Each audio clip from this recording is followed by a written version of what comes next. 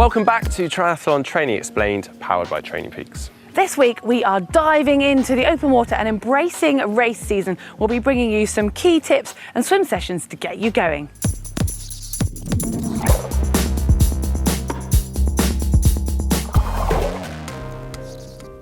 The majority of triathlons in the summer are held in the open water, and here in the Northern Hemisphere we are in the height of our race season, meaning we basically have a race or loads of races every weekend happening. So it's now that you want to be making sure that you're getting yourself into river, lake, the sea, whatever you have near yourself, to make sure that you're prepped for an upcoming open water triathlon.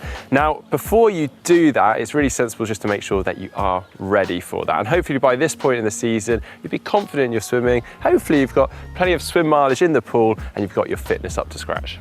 Yeah, and then you have to think about safety. That really is key, and it's essential to make sure you've got a buddy to go swimming with. So say you're at an open water swimming venue like this here at Bobster, then they'll actually insist that you have someone to come along with you, whether that's swimming alongside or on the side watching. Sometimes there are lifeguarded sessions, but if you're going wild swimming, then obviously there are no rules, but it becomes even more important to have someone who's competent and an experienced open water swimmer to go with you.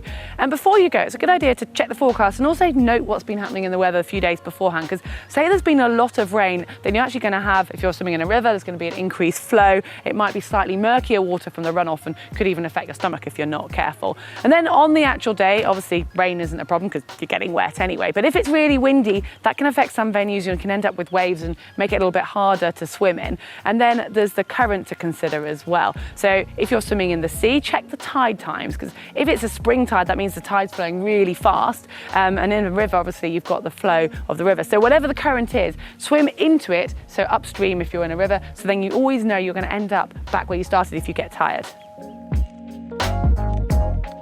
Right, so beyond the obvious of a swimsuit, hat, goggles, and even a wetsuit if it's cold, there's some extra bits of kit that you might want for safety and comfort. Now, one of which is a swim buoy or tow float. Now, this will really help just making sure that you're visible, particularly if other boats are using the same area that you're swimming in. Another thing is actually some anti-chafing rub, cream, lotion, whatever it is. You might want to apply that to your neck just to avoid any rubbing of the wetsuit on your neck. And also some flip-flops if you've got to walk over some rocky ground to the water's edge to where you're going to be swimming. Yeah, and then plan ahead. So maybe check what temperature the water's going to be and also the air temperature. If a wetsuit's needed, then obviously you need to bring that if it's cold. But then if it's actually a hot day, then you want to think about putting some sun cream on. If you're swimming in a swimsuit, your body's going to be exposed to that. And also make sure you've got plenty of hydration, whether that's actually during your swim, if you're doing laps, put your water on the side, or have a bottle handy to hydrate properly when you've finished. Yeah, and also think about post-swim and what you might need for that. If it's been a really cold swim, then you might want to bring some extra layers to make sure that you keep warm and get warm after the swim. Also a hot drink, that will really help to increase that body temperature. But if you want a bit more detail on what to bring for open water swimming, you can see our open water kit bag guide, which we'll be throwing to you at the end of this video.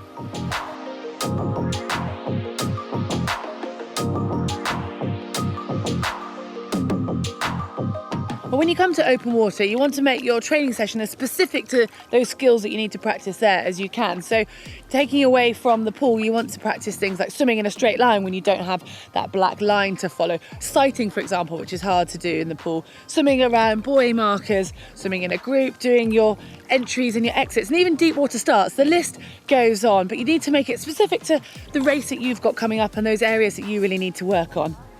Well, on top of those skills, you could also add some structure to your open water swimming. It could be very tempting just to jump in and simply swim when you're doing open water swimming, which is fine to a degree, particularly if you're new to open water swimming. But if you're trying to prepare for a race, it's really good if you can add some changes of pace and some efforts into the swim, just as you would if you were swimming in the pool.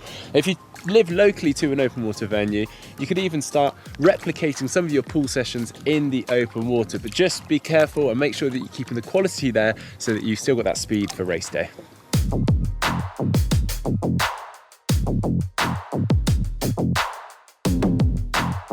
When it comes to devising a session in open water, you're going to need to use a little bit of imagination, because you don't have the pool clock to tell you exactly the time that you're swimming or a coach on the pool side, and you're probably not going to have a group of swimmers that are going at the same pace as you either. So with that in mind, you can actually use your strokes to roughly work out how far an effort is. So with that in mind, we've actually put together a session that you can try.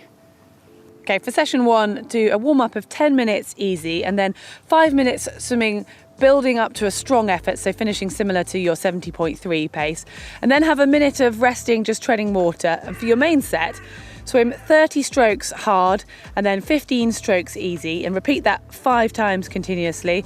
Once you've done it 5 times, tread water for a minute to rest, and then repeat that whole block 3 to 4 times, and then finish with a warm down of 5 minutes easy swim. Right, for session 2, for your warm-up, start with a 5-minute easy swim, followed by a 5-minute Ironman pace intensity, and then 5 minutes steady to get you ready for the main set. And for this, you're going to use the buoy markers. So let's presume that they're evenly spread out. I want you swimming the first 2 markers hard, and then to the next marker easy as part of your recovery, but add on 15 seconds at the end of just treading water to get your breath back, ready for the next set. Repeat this whole thing 10 times through. Take 2 minutes extra rest and repeat it once again 10 times through. And then for your warm down, do 5 to 10 minutes of easy swimming. Of course, those last 2 sessions that Hev has just mentioned are just a guide, so both the timings and the distances are completely adaptable to your standard. In terms of measuring your effort, you've pretty much got to go by perceived effort for open water swimming, unless of course you have an accurate GPS device. When it comes to the rest, it's a good opportunity to practice your treading water, as I'm doing just now, or if you're quite new to open water swimming or extremely tired, then you may want to plan your reps so that you finish in the shallow water, or somewhere that you can hold on to something like a pontoon, for example. But don't forget that actually by wearing a wetsuit, you're a little bit more buoyant anyway, which is going to make those recoveries a bit easier.